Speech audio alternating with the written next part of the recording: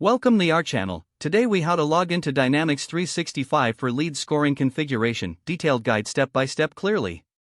To begin, open your preferred web browser on your computer. In the address bar, type in the URL for your Dynamics 365 login page. Press the Enter key to navigate to the page. Once the login page loads, you will see fields for your email address and password.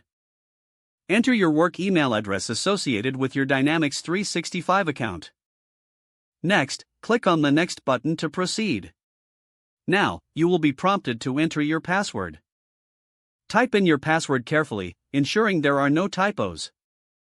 After entering your password, click on the Sign In button.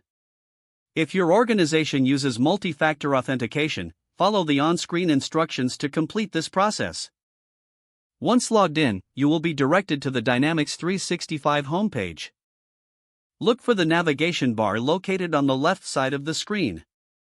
In the navigation bar, find and click on the Sales module. Within the Sales module, locate the Settings option. Click on Settings to reveal a drop-down menu. From the drop-down menu, select Lead Scoring. You will now be taken to the Lead Scoring configuration page. Here, you can start setting up your lead scoring parameters. Refer to the available options to customize your lead scoring criteria.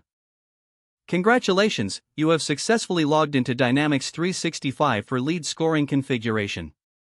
If the page does not load, refresh the browser or try again in a private or incognito window. Make sure you are using the correct email address, then retype it carefully to avoid small typos. If your password is not accepted, use the Reset option and create a new strong password you can remember. Check your spam folder for verification or security emails, then complete any requested confirmation steps.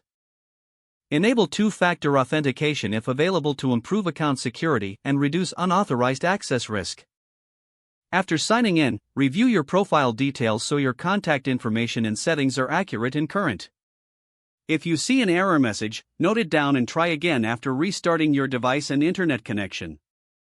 Log out when you finish, especially on shared devices, to keep your account and payment information secure. If the page does not load, refresh the browser or try again in a private or incognito window.